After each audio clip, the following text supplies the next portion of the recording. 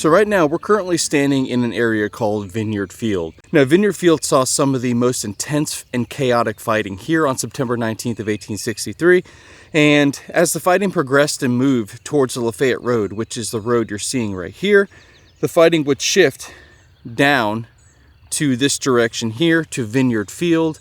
And we are essentially on the position of the extreme right flank of the Union Army. Now the fighting here, like we mentioned, was chaotic. So originally a Union brigade entering the wood line here, they would hit entrenched Confederate forces, they would be pushed back.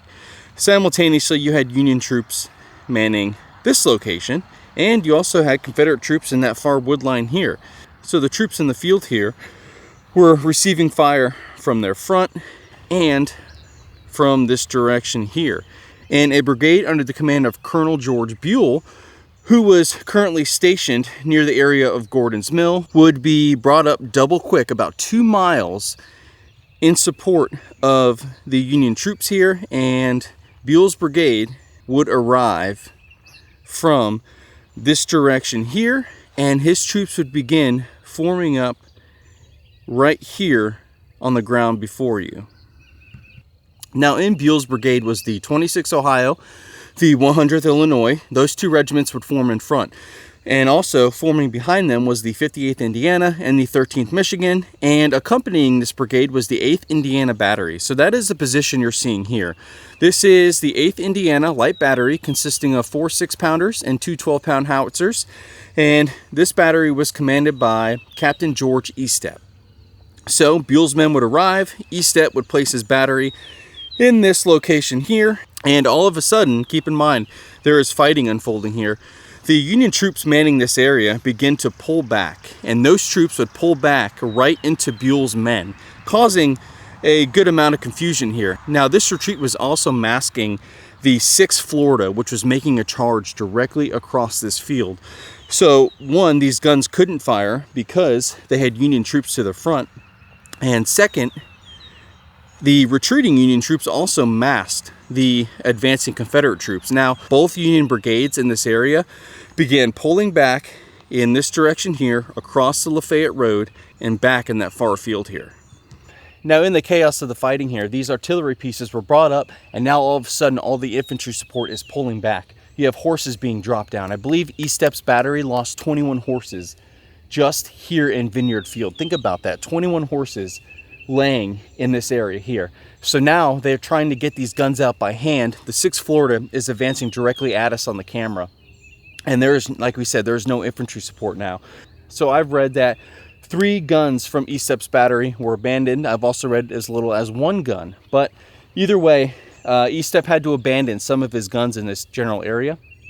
And to recapture those guns, the 100th Illinois was ordered to charge into the advancing Confederate force and retake this area. So we're standing in the position of the 100th Illinois. Now, to their rear is the Lafayette Road. So we're in Vineyard Field here. And we mentioned they would receive orders to charge and retake Estep's battery here. Now, the division commander, General Thomas Wood, would personally order the 100th to charge. Now, the 100th Illinois was an experienced regiment, so they knew what they were about to get into. And they were commanded by Colonel Frederick Bartleson, who was an experienced officer, and in fact, he only had 1 arm. So the one-armed Bartleson would lead his regiment from this general area here into Vineyard Field to recapture Estep's guns here, and to help blunt the advance of the 6th Florida, which was advancing from that far wood line directly at us on the camera here. And 2 other Union regiments from Wilder's brigade would also join in and help the 100th Illinois here. But here is their approximate location where the 100th Illinois would regain some of the guns from Estep's battery, just in the distance there. The rebels were pouring in upon us a raking fire which was returned with interest. At this moment, General Thomas J. Wood rode up and ordered the 100th charge, which was responded to with a shout and a rush, but our left being heavily pressed began to give way. Major Charles M. Hammond, 100th Illinois. Now, the thing that jumped out to me about the 100th Illinois was they lost a third of their regiment in about 15 minutes here in Vineyard Field. So You know, you can just imagine. Let's put ourselves in the footsteps of the 100th Illinois. They're advancing. You have their colonel at the front, the one-armed Bartleson, advancing into Vineyard Field here. We capture East Steps Battery. We're taking fire from that wood line. You have Robertson's Texans in the area. You have Benning's Georgians advancing in this area. You have these experienced Confederate regiments who know how to fight, fresh in from the Eastern Theater. We're not only in an open field exposed, receiving fire from two sides, we're up against veteran Confederate regiments. So the 100th Illinois would advance into this field, and then some of their members would begin removing some of East Steps' guns by hand because, remember, so many of the horses were shot down. They stemmed the tide of the 6th Florida. They blunt their advance. They held this ground for about 15 minutes, and like we touched on, a third of the regiment would be killed, wounded, and captured right here in Vineyard Field on September 19th of 1863.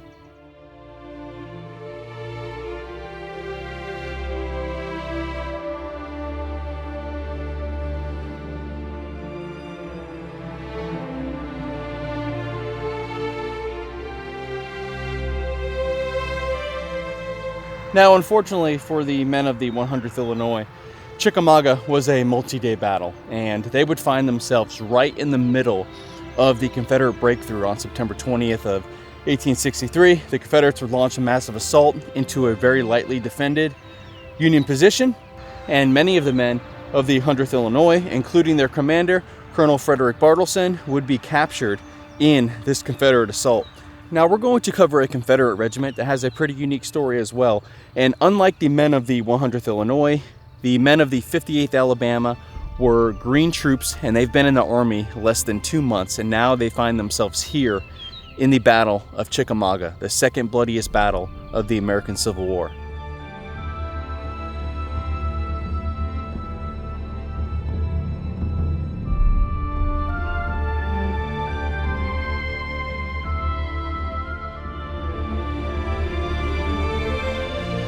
Alright, so now we've moved into the forests of Chickamauga here, and we are in the position of Brigadier General William Bate's brigade on the morning of September 20th of 1863. Now, his brigade consisted of the 58th Alabama, which we're going to cover, the 37th and 4th Georgia, the 15th, 37th, and 20th Tennessee. Now, Bate's brigade was heavily engaged on September 19th of 1863. You had elements of the 37th and 4th Georgia advancing across Poe Field into Union artillery positions.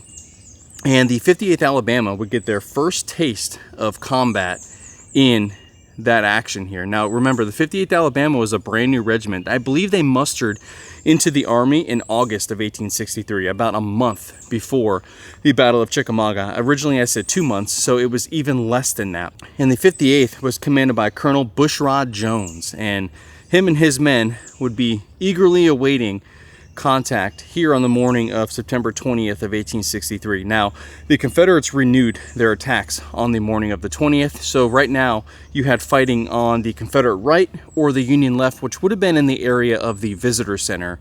So fighting was kicking off in that direction here, and Bates' brigade was in this general location, eagerly awaiting the order to advance. Now, the foliage you're seeing right now is a lot thicker than it would have been at the time of the battle. So this area was heavily forested, but a lot of the underbrush wasn't nearly as thick.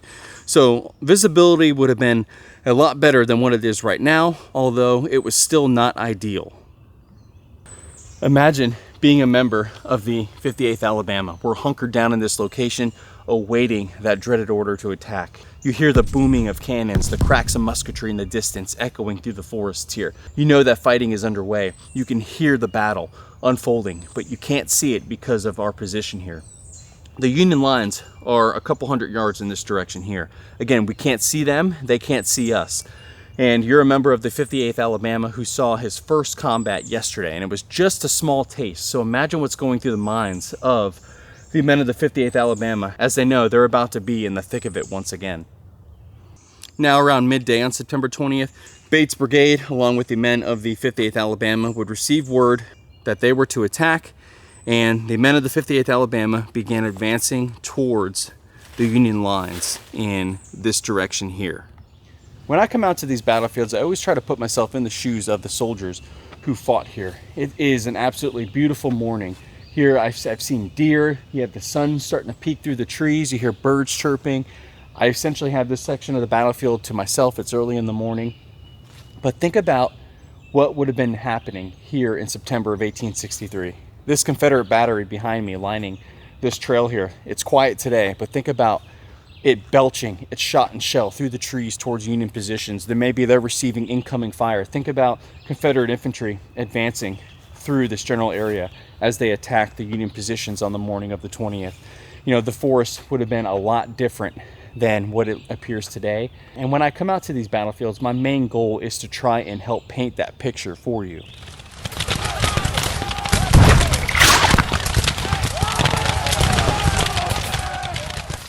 So now we've moved to a position called Poe Field. This area was the scene of some pretty heavy fighting on September 19th of 1863, and now this area was about to receive another round of heavy fighting on September 20th. So we were just in that wood line. I don't know the exact distance, but I would estimate 200 to 300 yards at least.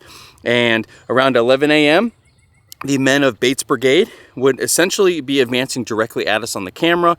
They would emerge from this far wood line. They were probably a little further over this way, and they would begin advancing into entrenched Union infantry that was waiting for them. And as we know, if you're advancing in open terrain against entrenched enemy, things don't usually go well. So I moved a little closer. I just wanted to give you a better look at the area here. So the road just before us is the Lafayette Road. That essentially runs right down the middle of the battlefield here. You had elements of Bates Brigade break through this wood line on September 19th of 1863 and essentially charge into Union artillery positions on September 19th. And now you have Bates Brigade essentially advancing this way into entrenched Union forces here at Poe Field. And very quickly, Bates's brigade began suffering some pretty heavy casualties, and the men of the 58th Alabama were now in the thick of some pretty awful fighting here. We advanced to within 100 yards of the fortifications, and there stood and fought until it seemed almost suicide to remain longer when all that were not killed or wounded, except a few, fell back to a better position. These few consisted of Lieutenant Colonel John Washington Inzer, Major Harry Thornton, Lieutenant James F. Hulleman Company B, and Lieutenant Albert T. Goodwin with his Company K, and who was the only officer who managed to keep his men under the murderous fire and did not retire until ordered to do so by higher authority. Libby, 58th Alabama Infantry. Now, Bates Brigade, along with the men of the 58th Alabama, were essentially caught in a crossfire. They were being hit by Union musketry and cannon from their front. Now they're getting hit on their flanks from musketry and cannon. And the casualties began to mount. The 58th Alabama went into this charge with 300 men. And after about an hour of fighting here, they can only muster 102 men. Now, just through the wood line here to our front, you have some of the Union positions here at the end of Poe Field.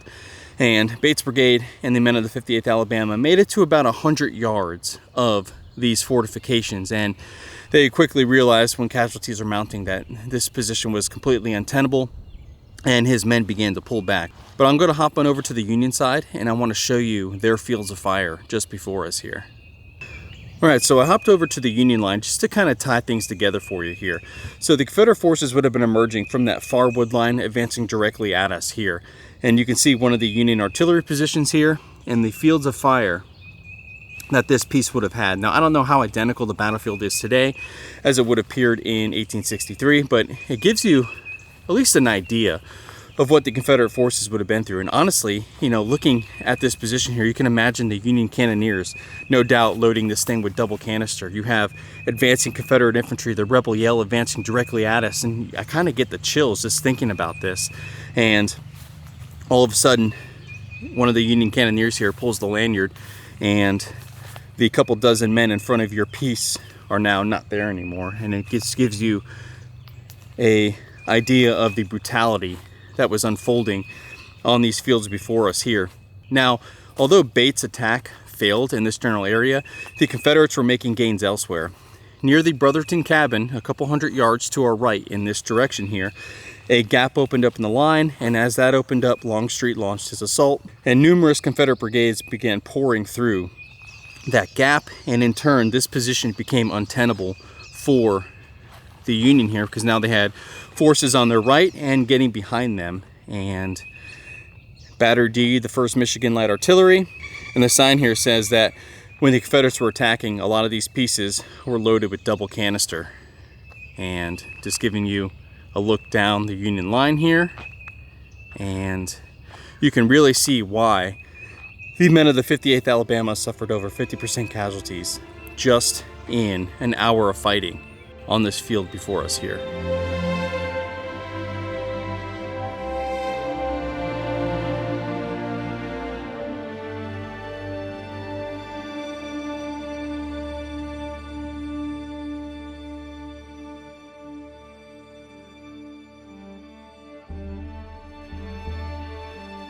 Now, we only covered 2 regiments here today at the Battle of Chickamauga, 1 Union and 1 Confederate.